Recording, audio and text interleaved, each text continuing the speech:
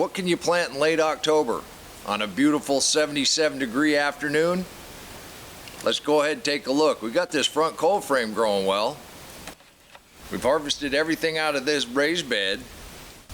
The bug netting seemed to work pretty good on our turnips. Now these little wire baskets, they work pretty good. Up until that last day the deer got in here, they just pawed them over, ate all of the cabbages. They must not have liked turnips. But we got a few things still in here. Let's go ahead and add a little bit. Here's a few of my choices for October planting. We sure do like these collard greens, and they do make a nice centerpiece. And then again, one of our other favorite cold weather crops is carrots. And has anybody ever said you can't have enough beets? Since we already have the lettuces, spinach, and radish growing up in that front bed, let's just go ahead and we'll use this back bed for the cabbages. Now you got to keep me away from the Baker Creek catalog. Here's a couple cabbages here we were pretty successful with this year. And we'll go ahead and drape plastic over this when it gets really cold. But cabbage is a really good cold weather crop. Since these are supposed to get really big, I am going to go ahead and spread these out a little bit. Over here on this side, I'm going to plant the smaller cabbages. I'll put a couple more there. A couple more there. And then we'll thin them out if they come up in a bunch. And you know me and thinning things out. Don't have too many of these seeds left, but we'll go ahead, put a couple in each one of these holes. Okay, we'll come back and water these in here in just a second. I'm gonna go ahead and leave that here so I know that we have cabbages back here. You know me and marking stuff. Just gonna put a nice little row of beets in. I'm not putting these in too heavy. Just light soil contact. And in between, we're gonna put some carrots. This is good soft soil. So I'm just patting that in. I'm not even putting that soil back down on there. And in here, since we still have a couple cabbages that are hanging on, I'm gonna put a little bit of collards right here. Put a couple, 3 seeds there.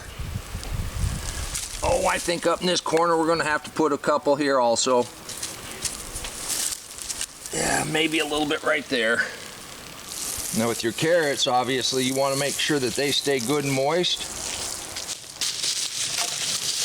And since we have a couple different things planted in here, I really don't want to cover them with cardboard. But it's been warm enough in the day, we ought to have germination in a week or so. And since we still do have grasshoppers out here, I am going to go ahead and put that back on that one. I am going to cover up these ones that are still coming on.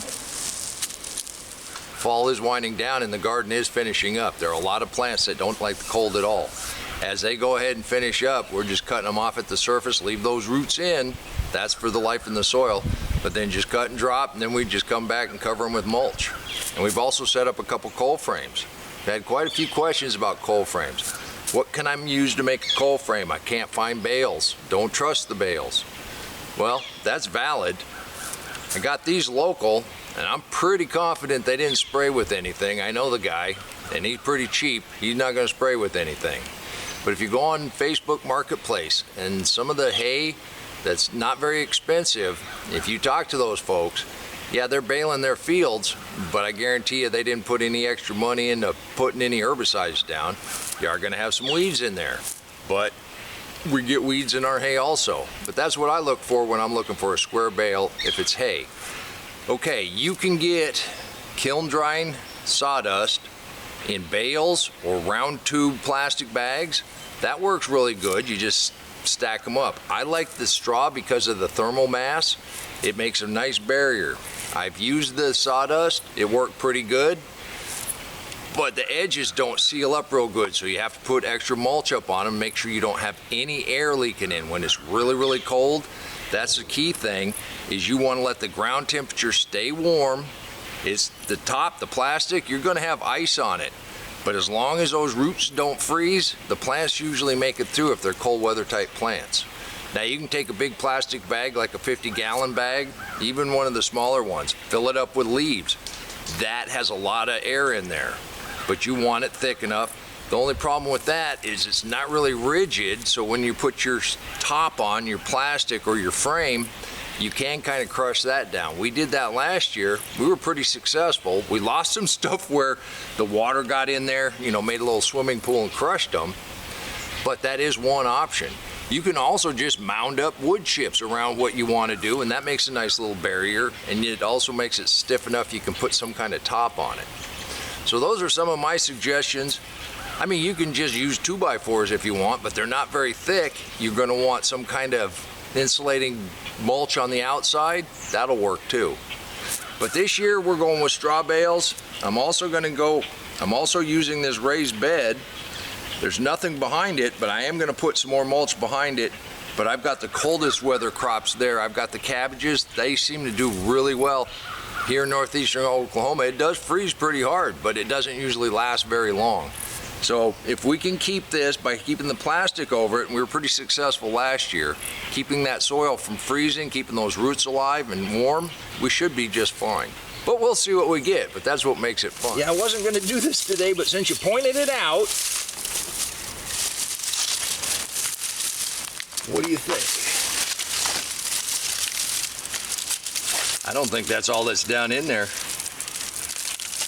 That's beautiful.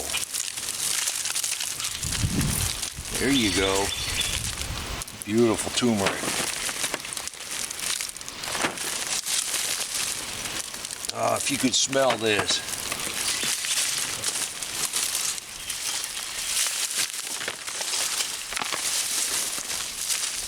Look at that. Now that's some beautiful turmeric. I feel it breaking off.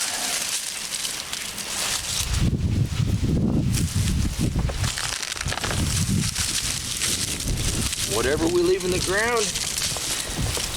Oh, look at that. See, that just broke off. So I know we got big pieces like that still in here. That patch was voluntary. I think we got some really nice tubers come up out of there. You can do this too. And like I've been saying, you don't have to do it all in one day. You work at it just a little bit at a time. I didn't intend to sweat today. But if you do, if you work at it just a little bit at a time, pretty quick you'll be done. Well, sorta. We're never done when we're planting. Even if it's just a container on your windowsill, it's all gardening.